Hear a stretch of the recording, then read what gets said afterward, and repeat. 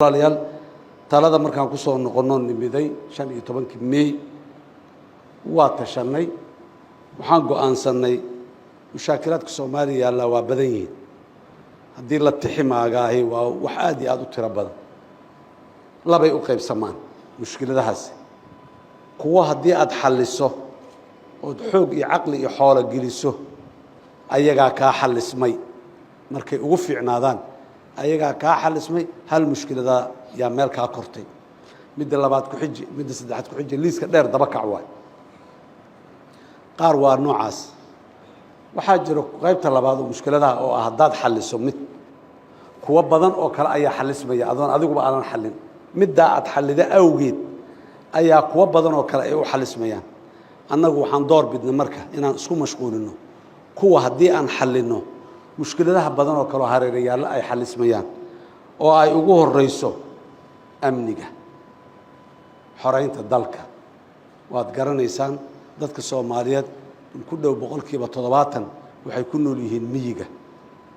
waayihii la soo dhaafana miyigeenu sidoo ahaa waad garanaysaan cidda joogto iyo cidda ka talinaysa marka inaan dadka aan ka dul qaadno wahmiga iyo cajiska iyo xumaanta khayr Allah siiyo sheekheena oo maanta halkan uga hadlay sifaadka dadkan haysta 15 sano la soo dhaafay ajar iyo xasanaad alla soo kuun Allah ka siiyo sheekha maanta ma soo qaaday sifaadka ay leeyihiin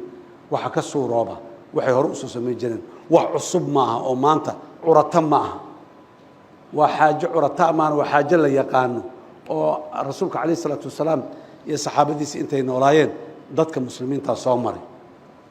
waa imtixaanaadka maxaa ahayd ummadaha muslimiinta haysta ay ka mid yihiin waxa ka soo raaba waad aragteen dadka ay dilayaan waad aragteen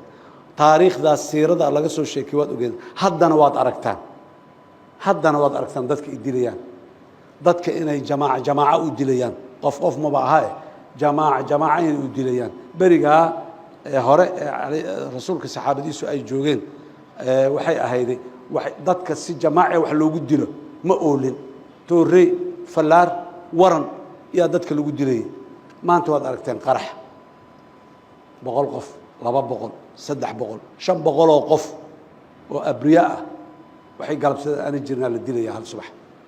markaas haddana wuxuu leeyahay Allahu akbar xaq inta istaago sidaas daraadeed ciidamada qalabka sida Soomaaliyeed iyo shacabka Soomaaliyeed maanta waxay u wada istaageen inay cadowga iska qabtaan dagaalku xeeladaysi uu leeyahay si loo galo uu leeyahay awoodaadu hadba intay la eg tahay gaaristaadu intay la eg tahay jihadaadu sida ay kala yihiin culaysadoodu si u kala badan yihiin afar dawlad goboleed ayaa jamhuuriyadda Koomaal laba ka mid ah dagaal ka bilownay Soomaaliya oo dhan isugu tagtay meel fiican uu marayaa gabagaba ah labada kalena waa u soo soconnaa waana ka socdaaba oo hadda Jubbaland aan joognaay dagaalku waa ka socdaa waa jira dhul badana muxuu ahaa yaan marka khawaarijta yaa laga bixiyay oo laga riixay waana la sii daba jooga wiilasheenu ciridda iyo cadceedda iyo roobka iyo maxaan ku raadaay gabadanada intaba banaanka waxay ugu taagan yihiin waa in ummadda dadka qaadan markaas maxaa dhacay marka nimanku waa nala dagaalamayaan markaan ciidan ahaan iyo dad ahaan iyo caqiida ahaan inaan uga adkaanayna markay xaqiiqsadeen farsamooyin kale la yimaadeen farsamooyinkaas kale waa maxay dadka inay khaldaan sida awalba u khaldeen caqiidada ay ugu khaldeen inay haddana u khaldaan waxaan rabnaa marka maanta ma hadda Ilaahay ka gaarto dadka Soomaaliyeed in badan oo kamid way fahmeen waana arkeen shacabkiya kacay miyiga laga kacay nimankiya la yirana dhaafa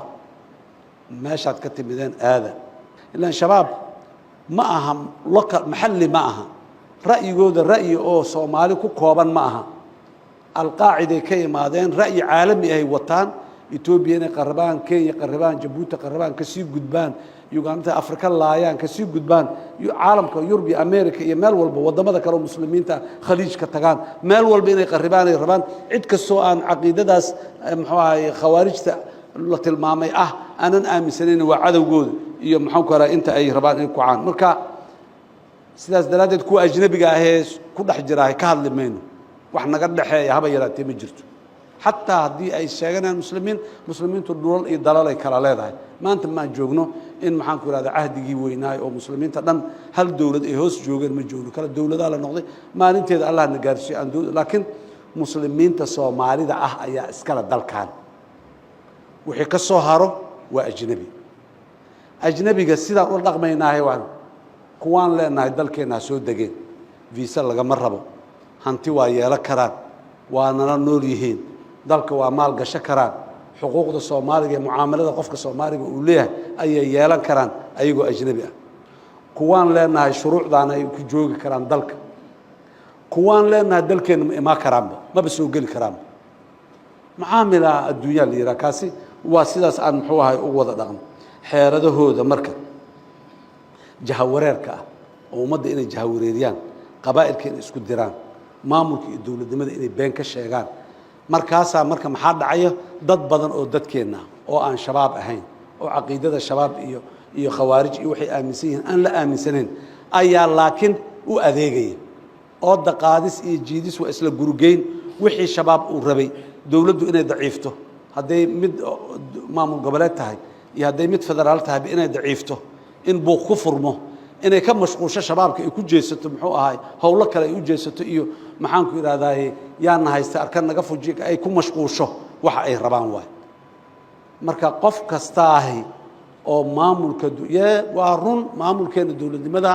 ducfi waa qaba wax waa ka maqan yihiin wax waa ka dhiman yihiin wixii aan rabnay ma hayno awoodii dawladnimo u baahneen ee dhaqaalihii dawladdu waajibaadkii dawladdu lagu lahaay inay 100% ma awood waa run laakiin taas cudurdaar fiican uma aha inaan shabaab fursad siino markaan isku mashquulno oo dawlad goboleed iyo dawlad dhexe iskugu mashquulno oo dawlad dhexe xukuumad iyo baarlamaan aan isugu mashquulno oo ciidanka amniga ee dadka la iska hor keeno oo dawlad goboleedka sidoo kale lagu buuqo sidoo kale baarlamaankeeda iyo xukuumadeeda iyo goboladeeda iyo wixii buuq laga dhax abuuraahay dadka Soomaaliyeed oo ogaada arintaasi waa hadaf shabaab waay shabaaba hadaf u leh waa la kala ra'yi duwanaa kara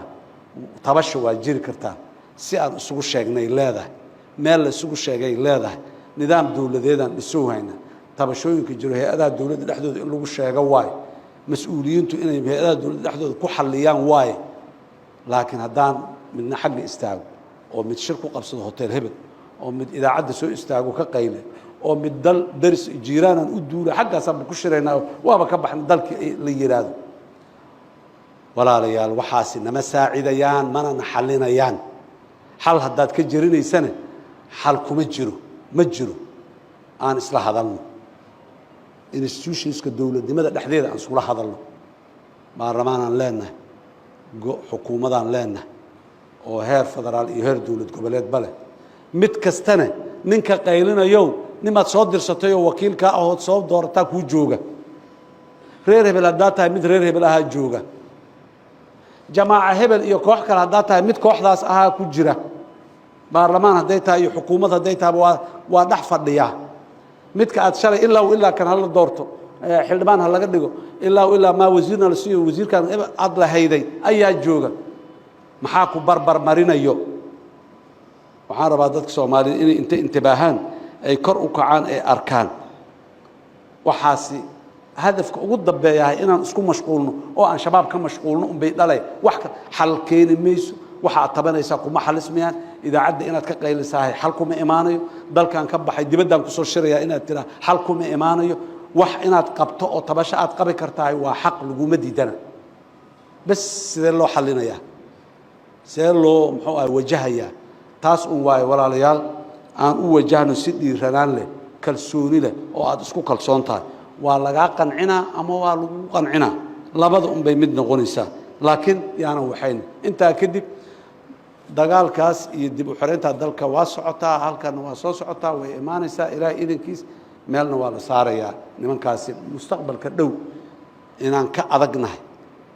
ka xoog badannahay ka xoolo badannahay ka diin badannahay